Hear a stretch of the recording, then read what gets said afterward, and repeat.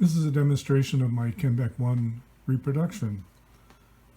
My setup here is I have my KENBAK-2 console, which is a 40% scale representation of the original KENBAK-2 from 1971. And I have my laptop set up over here. The KENBAK is running a Raspberry Pi 4 that has emulation software to emulate the original KENBAK-2 hardware. The laptop is merely using BNC to get access to the Raspberry Pi. So I'm going to start with a demo of the KENBAK-2 as it would have been used in the 70s. 1971, 1972.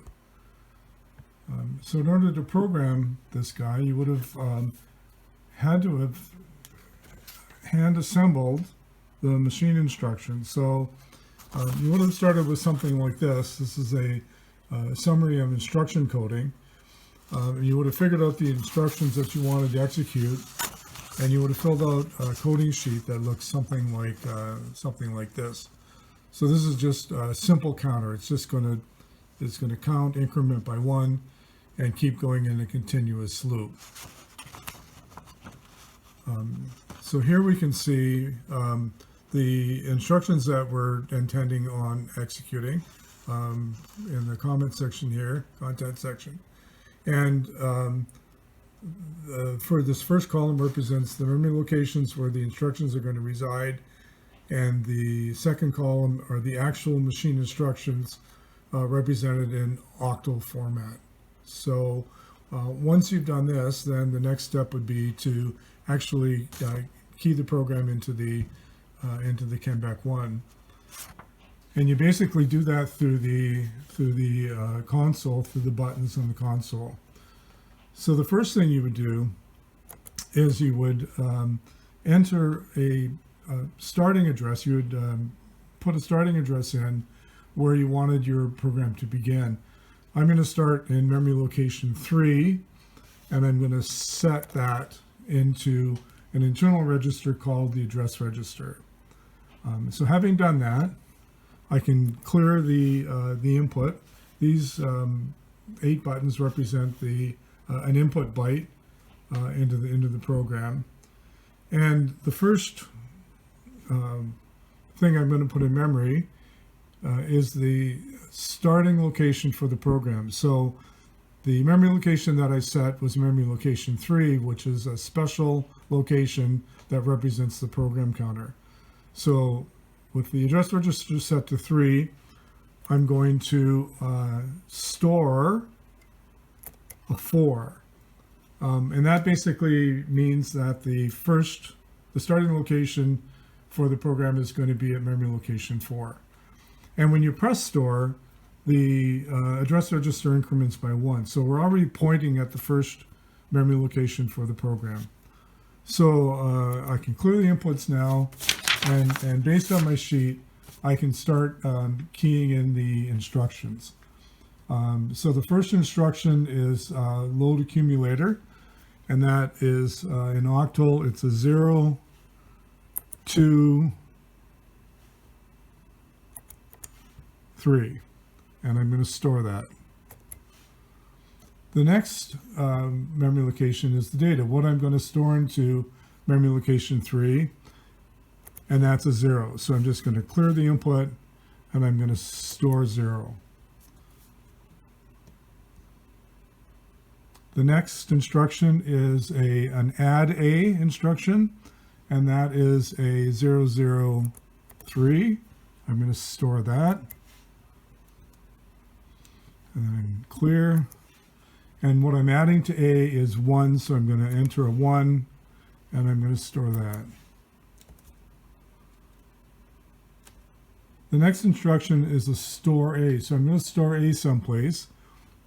I'm going to clear, and that instruction is a 3-4. So octal 0, 3, 4. I'm going to store that. And then the location I'm going to store that to is a special location.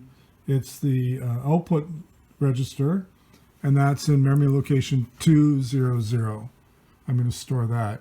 And what's special about the output register is that anything that you store there will show up on the in the LEDs for the data byte. Finally, I'm going to do a jump instruction, which is octal 3, 4, 7. That's an unconditional jump. And store that, clear. And I'm going to jump to memory location 6, which is back to my add 1 to A instruction. I'm going to store that. So the program has been input. I'm going to run it now. So the first thing I have to do is I have to reset the address register to point to the beginning of the program, which we said was at memory location 4. So I'm going to set memory location 4 into the address register, and then I'm simply going to press the start button. And here we can see the lights as I increment the accumulator by 1 each time and then write it to the output register. That gets reflected here. So the program will go in a continuous loop, counting in basically binary forever. Okay, so that's kind of old school. That's how you would program at KENBAK-1. We can hit the stop button to stop this anytime. We can restart it by pressing the start button, and we can hold down the stop and press start to step one at a time.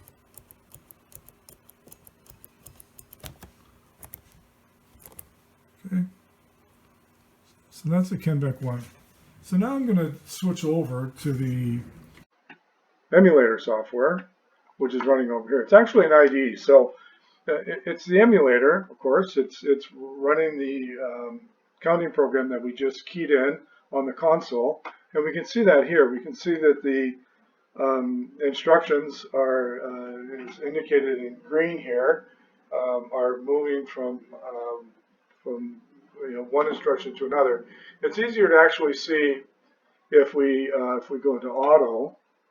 Auto basically executes the program at a rate of about 1 instruction every second or so. So we can see here, if we look at the memory details, we can see the instruction going from 6 to 8 to 10, and then back to 6. So that's our little loop as we're going through the counting program. So that's fine. Basically, we have the functionality of an original KENBAK-1, but I wanted to add more value to this project. So I extended the emulator to include a lot of other functionality. So I'm going to stop this program that we've keyed in on the console, and I'm going to key it in again. I'm going to run it again, but I'm going to use the built-in assembler to do that. So the first thing I'm going to do is I'm going to clear out the program that we had loaded through the console. So I'm just going to hit the clear button, and that basically resets memory to all zeros. And then I'm just going to key the instruction into the emulator. So the first instruction was load the A register with the value of 0. So you can see as we type in the instructions, the assembly language instructions, the assembler in real time tries to figure out what's going on. So we can see here that the default starting memory location for a program is memory location 4, and here's the opcode, the instruction that we keyed in in hexadecimal, decimal, and octal format. And the data is in this column, and that's basically an immediate instruction or immediate value of 0. So now we know we're going to want a loop, so I'm going to add a label here called loop. And I'm going to add to the A register the value of 1. And then, as we did with the console program, we want to store the value in A,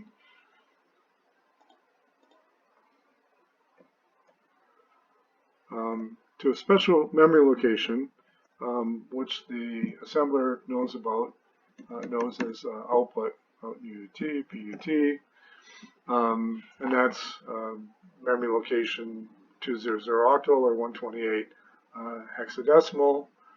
And then basically it's just a simple matter of jumping back to loop.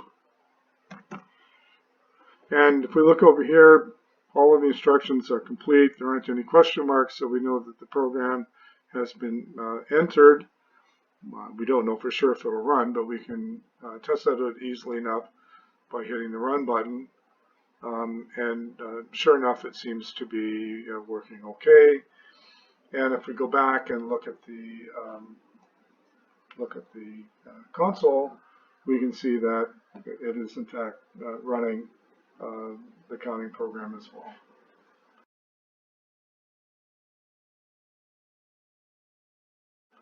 So that's kind of cool. I'm going to clear that, and I'm going to load something a little bit more interesting. I have keyed in earlier Fibonacci program.